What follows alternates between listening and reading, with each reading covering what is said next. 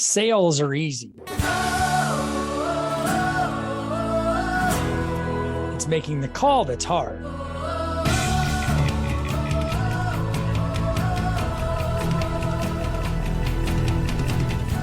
Hi, my name is Dave Gallegos. I've spent the last 25 years in the mortgage industry and a lifetime in sales.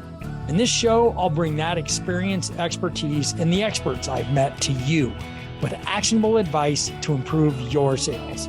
It's not magic. You just make the call. Hi, everybody. I'm Dave Gallegos. This is Make the Call. Hey, it's episode number 19. We're one episode away from the 20th episode. I think like the 20th episode is like the tipping point for people that start podcasts. But that if you get to 20, you're going to keep going and it's just going to go on and on. So knock on wood, there'll be one more at the very least. This is for salespeople, primarily in the mortgage space, but also real estate and any sales profession really, because the subjects are universal. I think selling is a universal, doesn't matter what you're selling necessarily. There's universal truths about all sales that everybody can benefit from. Today, there's a great David Bowie song. And if you don't know who David Bowie is, because you're too young to know who David Bowie is, just go look him up. But David Bowie's song Changes, right?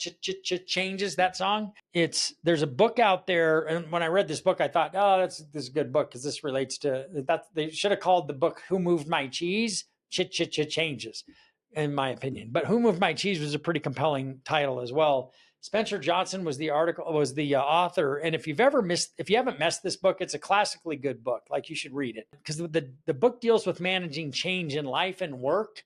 And it uses a simple parable to kind of illustrate how we all react differently to change. Because in the mortgage and the real estate space, we're always going through some levels of changes, right? So I've been through so many market swings. Now I got in the business in late 97. I've seen some, I went through 9/11 was a big, weird time in the mortgage space and real estate space. Then the mortgage meltdown, 2006, 7, and 8, right in there. How weird that was. Just the difference in the different political environments that I've been in and been through. And then COVID, big change in the market, in the space. And then post-COVID, even bigger change, right? So we all are going to be going through changes in our careers. And that's what I've heard this many times in businesses, that there's in any 10-year period, you have 2 really shitty years, you have 2 amazing years, and then you have 6 average years.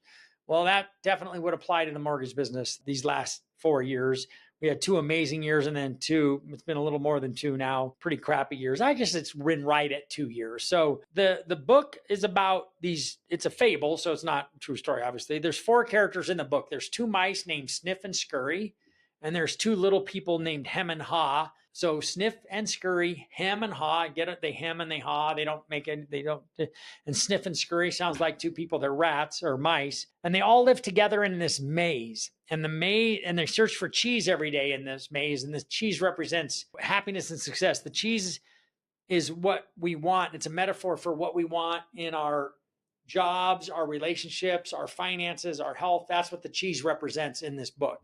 The maze represents where we are looking for the things that we want, and the story about what happens when the cheese gets moved, because these people, the mice and the people have been living in this maze for a long time, and the cheese is always in the same place, right? So we're always getting what we want, doing the things the way that we've always done them, until one day Sniff and Scurry react really quickly when they discover that their cheese is gone. And that's what the book is about. It's like, who moved my cheese? Get it? So the cheese got moved. Well, Sniff and Scurry, the 2 mice, they're sniffing around all the time. They're like, the cheese isn't here. What am I going to do? The mice don't just sit there and go like, I'm going to sit right here until the cheese comes back. There is no cheese, right? So they immediately start to look for new cheese, right? That's what the mice do. Hem and Haw, which are the 2 little people, they can't accept that the cheese isn't where it used to be. And they end up wasting a lot of time just trying to deal with the fact that the cheese has moved. Is this starting to sound familiar?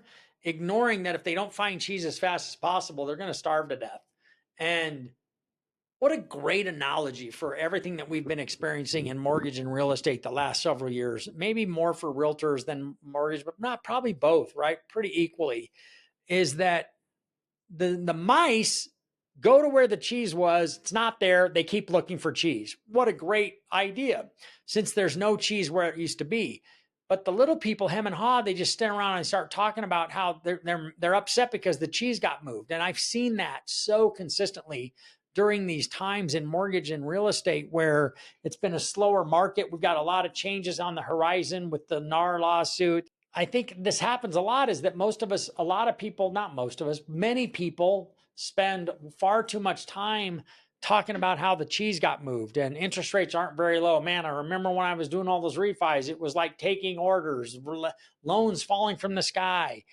The key lesson from this parable is clear, and that's the purpose of this book, is that the sooner you let go of the old and the sooner we can embrace the new, the better things are going to be, right? But that's what happens, is too often people hold on to what they're familiar with and they don't step outside their comfort zone. Hem's initial resistance to change is a common reaction. And that's what happens, is that we want to stay in our comfort zone. Well, this is what I know. This is what I've always done. I'm not going to do anything different. This is a really common thing I see in people that have been in this industry longer than most, right? Like, I don't want to go out and meet new realtors. I don't want to go find new referral partners.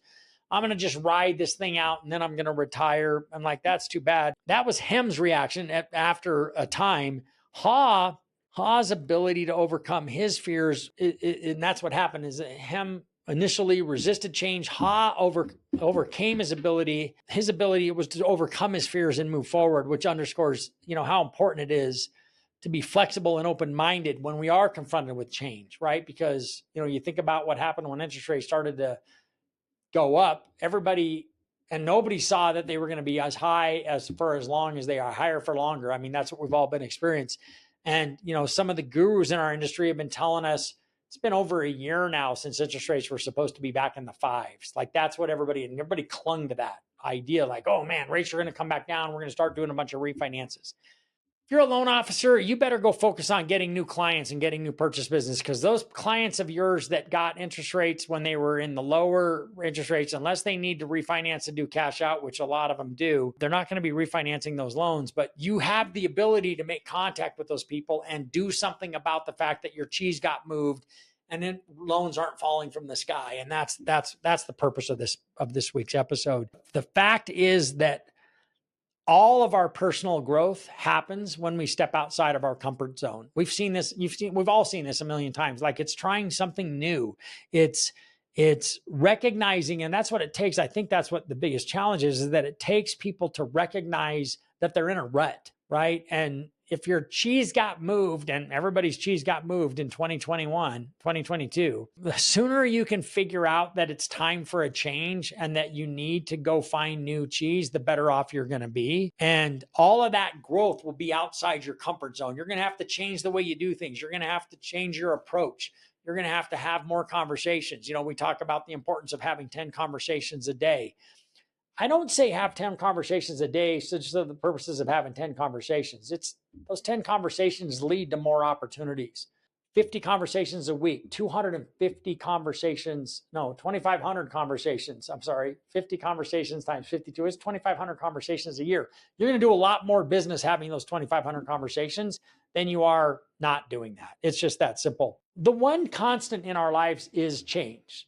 And we know that's true. And it seems like we forget it all the time, but we're always changing. I mean, we're changing every day. We're growing, we're getting older. Our kids are growing. Home prices are rising. Interest rates go up and they go down. Things change all the time. I mean, isn't that the beauty of life?